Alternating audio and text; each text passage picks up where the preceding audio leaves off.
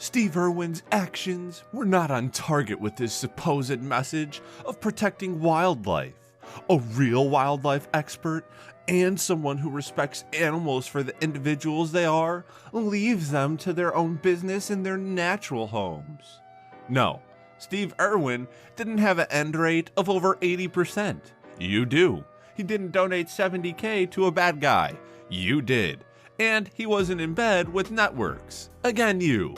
His passion was animal conservation. Yours is profit. So take your self-righteous nonsense and shove it.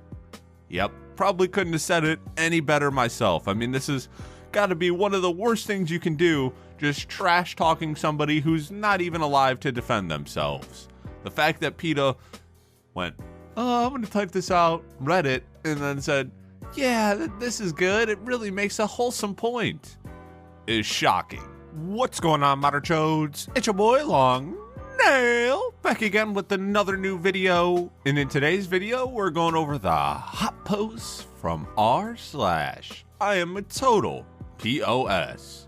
But before we get into the video, I just wanted to let you guys know that my new channel is finally up and has a video released. So if you'd want to go check that out, the link is in the description down below. I'd really appreciate if you went over there after this video, gave it a look, and let me know what you thought in the comments of that video. Alright, let's get into it. Destroying a business 'cause funny. So basically, we have yet another horrendous TikToker who doesn't know how to express themselves in a funny way, so they try to be funny, which usually just ends up in them making other people's day miserable because they never got past the second grade sense of humor. And in this case, this guy is going around to stores and he goes, "Well, if I'm having a bad day, everyone's gonna have a bad day," and makes a mess, opens chips and leaves them there, and just does tons of trashy stuff that you would expect from a TikToker. Dude randomly zapped an unsuspecting dude that was literally asleep. Man, there's so many different ways to have a haha, that was funny, I gotcha. This is just taking it too far. I mean, I tend to not mess with people while they're asleep. I know in some friend groups, you know, that's their shtick. Man, I always told my friends, bro, if you do anything, just know this will probably be the last time we hang out, because I don't need to wake up and be like, "Oh, no, thank you. If you want to joke on me, do it when I'm awake. Please, please." And then I might sound like a baby here. That's fine. I like my sleep. Somebody left a baby at Chuck E. Cheese on Chase Street. Bro, how could you forget a whole child?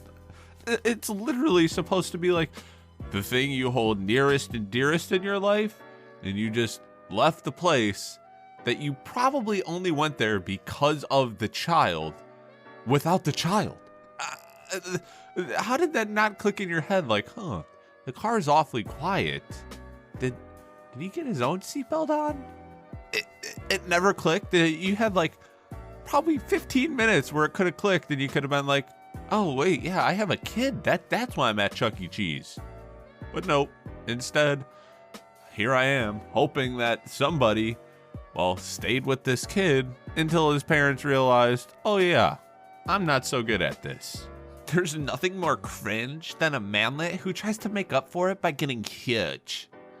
No, there's nothing more cringe than somebody who's so obsessed over a dude that she posts stuff like this. So what you're suggesting is, instead of trying to better himself, this guy just what? Give up because he's short? "Hey man, I'm sorry to break it to you, but actually, you don't even deserve to be on this planet because, well, you're short and obviously no chick is into that." It's like, dude, you put him in a lose-lose situation based on your horrendous standards. So basically, if he does nothing, then you'd be like, "Oh, look at this twig. He's so cute. He's like a little kid." And if he works out, you're like, "Oh, look at this manlet. He's trying so hard. Nobody's gonna like him." No, clearly somebody likes him. Nobody's gonna like you. A Melbourne couple trapped overseas due to the pandemic has revealed their shock of finding a brazen squatter had moved into their home. A keen-eyed neighbor alerted the real owners to the fact that the shameless stranger had made their Hawthorne East home his own after seeing lights on the inside in July. I felt very, very shocked and helpless, they told the Sunday Herald Sun. Called Victoria the next day and was left baffled when initially they were told they couldn't do anything. They told me, oh, well, technically he's allowed to do that. And basically that I should try to negotiate a rental agreement. The squatter even changed the locks and replaced the motor and remote system on the garage roller so he could park his Mercedes inside. How is this even legal? I never understood this. The whole squatter's rights thing. It's like you broke into my house. That alone is not allowed. And then you're staying there and you change my locks. I mean, you're literally destroying my property. And yet we want to defend this person. I mean, could somebody please explain to me the logic behind squatters' rights? Because this just seems absolutely insane. It literally makes no sense. They don't own any aspect of the property. And because I wasn't there, they can just walk on and be like, hey, well, I own this house now. What? No, that makes no sense. Britain scumbags refuse to stop blocking a main road for a woman who urgently needs to get to her mother in hospital.